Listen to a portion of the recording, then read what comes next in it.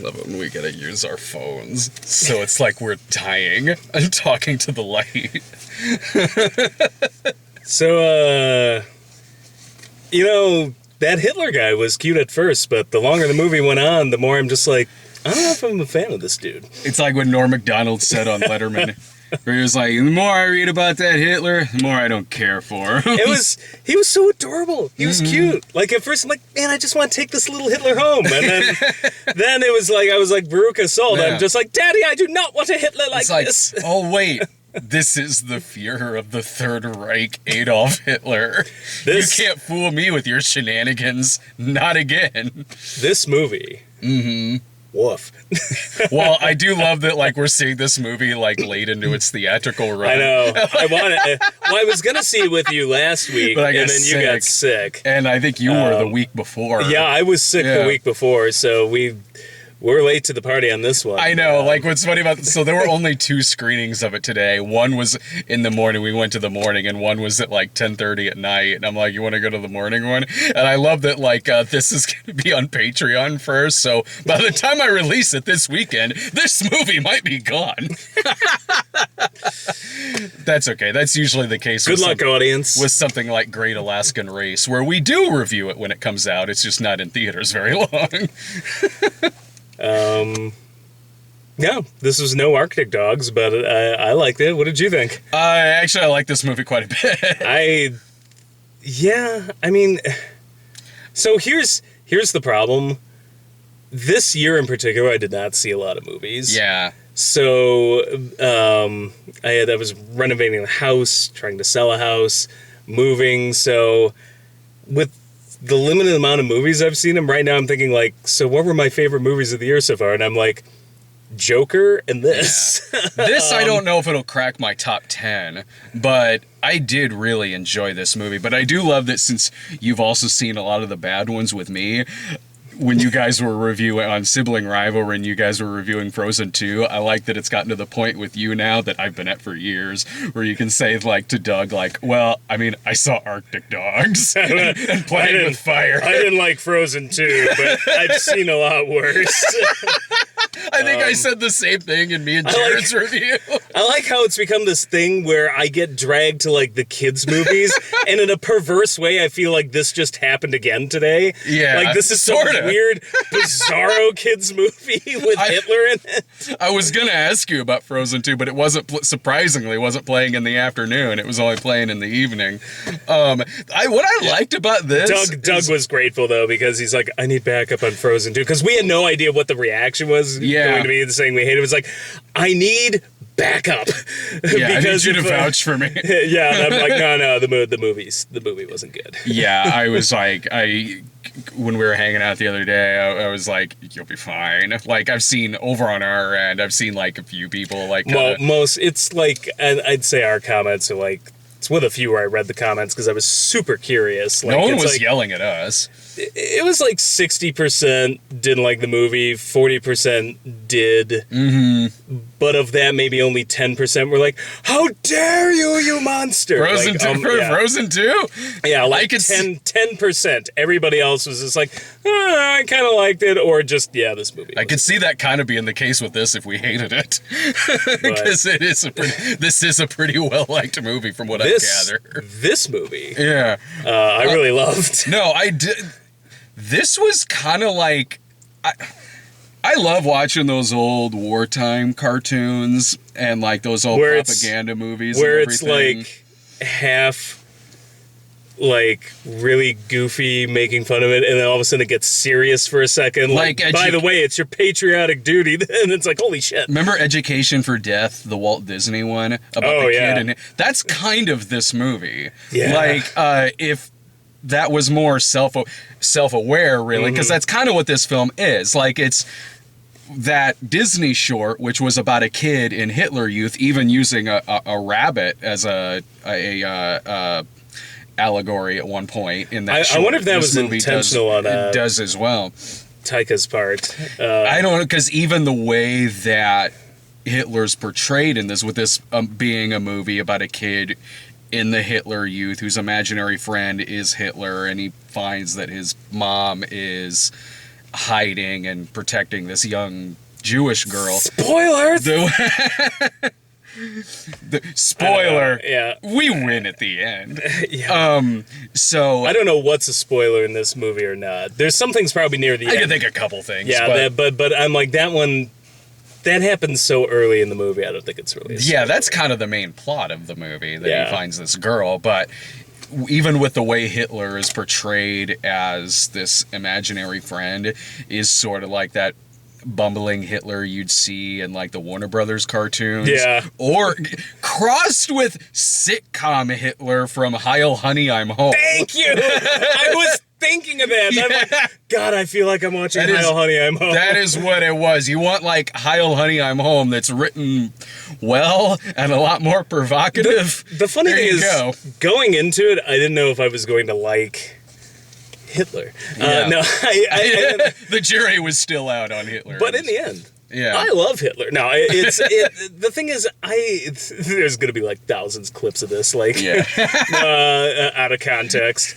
No, the thing is, I didn't know if I was going to like his portrayal, because I'm like, his accent's terrible. Yeah.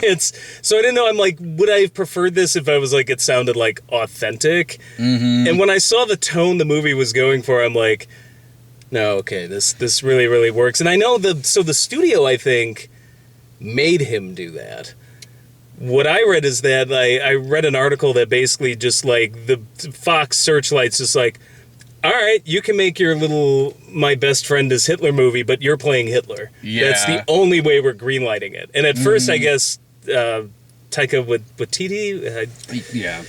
I guess he was like all like, oh, I don't know about this. But they basically told him, it's like, well, you know exactly how this wants to be played. And he's like, all right, I'll do it. And like, honestly, I think in the end, I'm like, it really worked out. No, it did, 'cause the it gave comic it- timing he had. Yeah, it gave it kind of a Woody Allen movie feel to it as well, when Woody would do darker kind of stuff like that. And he can get the humor. exact performance he wants, because it's very Yeah. difficult to direct somebody else and be like, no, we want goofy Hitler. Right. Like, I don't Sure, think yeah. maybe the last time that probably worked was the producers. Like, but so you get the exact performance you want. I thought he was great. As I said, I'm like, this is disturbing, because I'm like, at first I'm just like, oh, this guy's kind of fun. You just want to bring him home. And then he becomes asshole Hitler, and you think you know a guy. He has some good exits, too, where some scenes will God. end with him just diving out a window. The diving out the window was my Yeah, favorite. I remember it turning on does. like best Hitler exit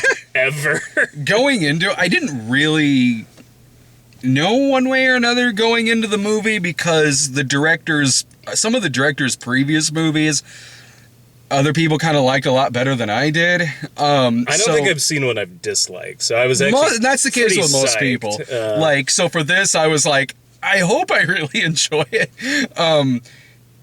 And there was a point early on where I was still sort of like, I don't know. I mean, it opens really clever, where it's showing images of like Triumph of the Will, but with like a German cover of I Want to Hold Your Hand that's giving it this weird like Beatlemania, but with Nazis vibe to it. That was really clever.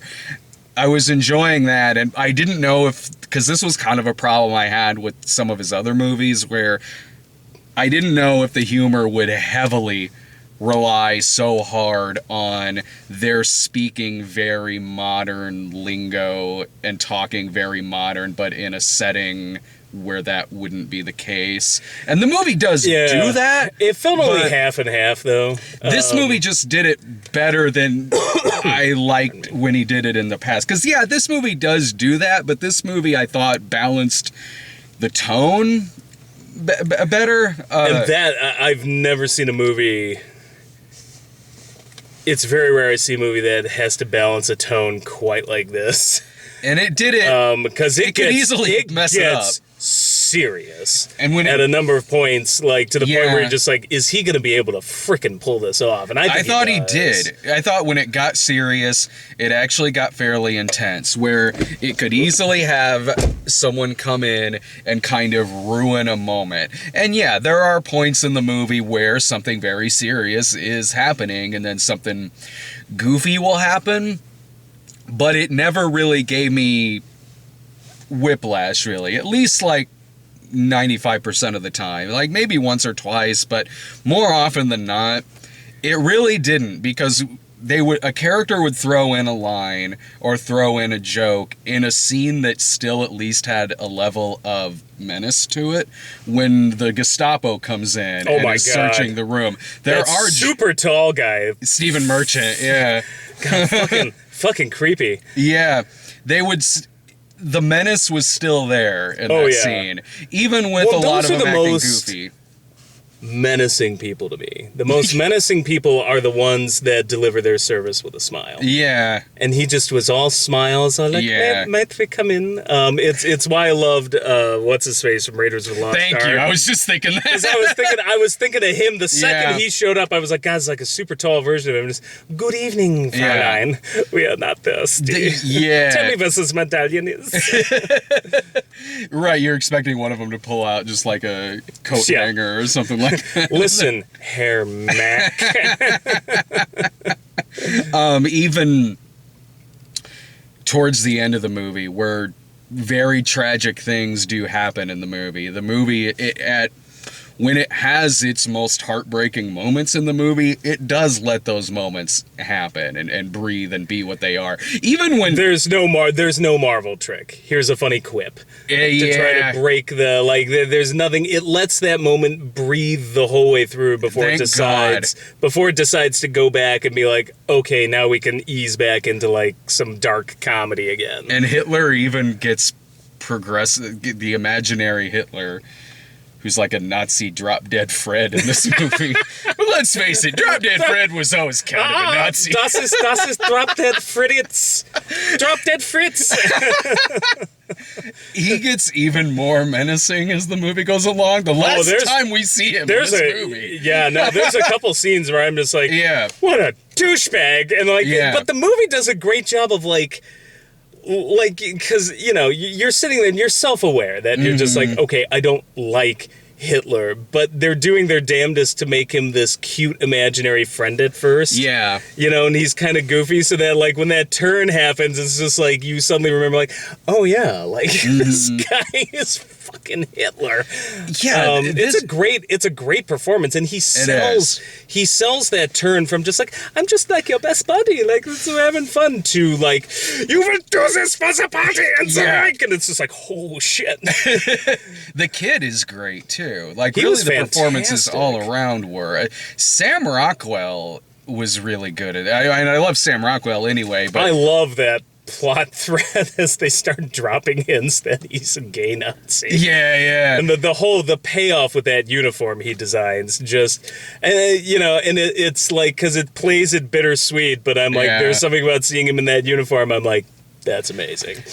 When he first comes into the movie too, I didn't know if it was just gonna kind of be shticky, where it's okay, he's saying things like "hi guys" and stuff like that, he's a camp counselor, but for the Hitler youth. we were joking that opening scene. I'm like, I really want to see Wednesday Addams and Pugsley in that crowd just sitting there going That's what it was looking at a Boy Scout camp or something, shot Camp Nowhere or something like that. So I didn't know if it was just gonna be that with him, but as the movie goes on and you find out more about the character, they do humanize this character, or they make him a three-dimensional character. They give him motivations that you don't know at first, while still keeping in the tone that this is a dark comedy. The thing I liked about this movie a lot is it kind of reminds me of comedies or dark comedies 9 to 5 or some comedies where you don't really know entirely where the damn thing is going. Yeah. Because you start off and you're in one place and you're just where the flying fuck do you go from here? Yeah. And the character motivations, it's just Sam Rockwell's character, his mother, in the very beginning, you don't entirely know, where are they going to take these people? Who's going to make it out alive? And I think the thing I love most about dark comedies like this is, particularly when it comes with an anti-war kind of message, comedy's really disarming. Yeah. Comedy is a fantastic way to instantly get you to identify with characters Yeah. much quicker than in dramas. Like people, Yeah. like comedy always gets short-thrift. Comedy, and I'm like, you can make a character more interesting and likable in a comedy way quicker than I ever find in dramas, and this does a fantastic job of it. Yeah. Joker, I thought, did an amazing job of using comedy to get you to kind of identify Yeah. and suck you into the drama, so that you are so into these characters in this movie that when shit starts to really happen, you're fucking terrified, because you're just like, no, I like these people. I got to know them. We had laughs together. Yeah, you know, right, and then you look at, you know, Hitler, and now you're Yeah. just like, what an asshole. Like he's, you know, they tried to make him look, oh, he's his fun imaginary friend at first, and you're just like, you're Yeah. the problem. Edgar Wright does a great job with that. Shaun of the Dead comes to mind. Absolutely, Shaun of the Dead.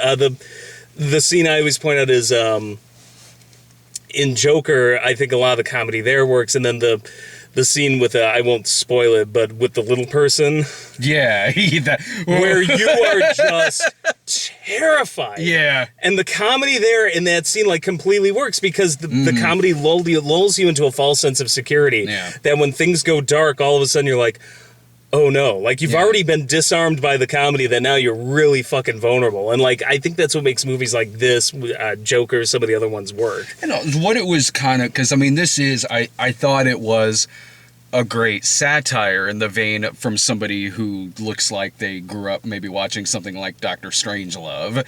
And Right. with Dr. Strangelove, like you're talking about where this movie's going to go, I mean, that's a movie right there that proves it can be hilarious about very serious subjects, but also end in a very twisted, dark, humorous way. Well, and the thing about the best anti-war films to me point out the insanity. Yeah. It's all about the insanity of just what's going on, and how when you just step back for a second, how fucking crazy it is. Dr. Strangelove, I think this movie Yeah. totally does it. My favorite anti-war movie of all time is Paths of Glory. Oh, yeah. Which has the line that there's nothing better for morale Yeah. than a good little execution. Just shoot a few of your own soldiers, that'll boost your morale, right? Exactly. Like, and he says it with such seriousness Yeah. that, you know, you laugh at it and you're just like, this is insane. Yeah. Like, this is out of your like freaking crazy. And like, the best anti-war films, I think, do that. Yeah. And this is totally one of them, where it's just like, all of the comedy, like, you laugh hard at it, and I certainly, like, there were moments where I was, like, laughing out loud, like, I just couldn't Yeah, stop, same. because it's so crazy, the kid accidentally firing the bazooka in the middle of... When Sam Rockwell said, I asked for German shepherds, the dog, not a group of shepherds who were German. And it cuts to these German shepherds standing there. I'll be very curious if this film ever gets played in Germany, because they have weird laws about that. Because I get the feeling that only works in English. It's an English joke. Yeah. Because I don't know what they call German shepherds over there, but so it every joke just, I think, plays up the insanity of it, and how crazy it is. And I don't know, I like a really fucking dark comedy. And this movie I do was too. right up my alley. I did. It was a great way to start the day because we saw it in the morning. I was wondering if we were. I'll tell you the exact moment it had me. It had me 100% when they're training the little Hitler Youth there. All these things, and one of them throws a knife at the tree, and the knife bounces off and hits the kid right in the leg. Oh,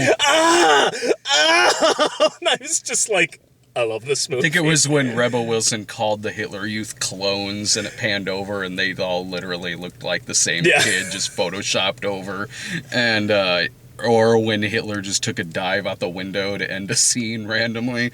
This movie really did do it for me. I do recommend. I mean, granted, like I said, by the time you're watching this, I don't know how many. It's probably already gonna be gone. You've probably already seen the movie at this point. But oh, thank God we got you the review of Warrior Queen of Johnsy like right away. Can we talk about for a second how weird it is that we've got Joker that came out, and it's just like, the controversy, no one should see this, it's problematic, it's dangerous. Well, what about this film where this kid's best friend is Hitler? Oh, that's fine. Or what about the fact that over the weekend there was a machete attack in a theater with Frozen 2? Was there really? Yes. Oh my god. I don't know anymore. It's or you're so worried about Joker, but like apparently Jason Voorhees went to go see Frozen 2. I got nothing. I just don't know anymore. I have seen both like World War II standing up against the Nazis movies, between this and Terrence Malick's Hidden Life, which I saw an early screening. I didn't see Hidden Life, but I can guarantee looking at that trailer. I mean, I'll watch it at some point, but I can almost guarantee with 90% certainty that I will like this film better. This movie is better. I just looking at the trailer, I've seen that trailer for Hidden Life for like weeks now, and I'm just like, God, I feel like I know what this movie is. Yeah. Only I'm gonna spend. The trailer sums up. Only I'm gonna spend like 3 hours sitting through it, just waiting for the inevitable conclusion. Yeah. Whereas this one, I'm like, I had no idea where the hell this was going. No, I generally speaking, highly recommend this movie. Whereas Hidden Life, the best I think I could say was just sort of like, well, if you're a big Malick person, you will probably like this a lot. Whereas in the case of this, I can kind of just blanket say this is a movie that's worth going to see and worth checking out. Gosh, what else even is coming this weekend? Oh, I am going to try to squeeze in a screening of Last Christmas. Have fun. I'm excited. Knives Out comes out tomorrow. I think Queen and Slim. I love on the Queen and Slim poster where it says like this Thanksgiving. I'm like, oh, okay, yeah. I mean, the movie looks good, but yeah, go see that with the family on Thanksgiving. I'd rather spend it with my family. God help me. In-laws and everything. No, No, I think the other thing is I'm always a fan of like the best way to take somebody down is to just ridicule them. Yeah. And there's so much poking fun at Hitler in this thing. My Take favorite that, Hitler. my favorite, well, the best final line ever. Fuck off, Hitler. Yeah. No, I think my favorite is him underwater, turning around and just having all this German dick in his face, and he's like, Yeah.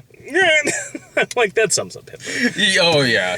They say that the Gestapo, it's like, there's this rumor that Hitler has only one ball. It's just not true. He has 4.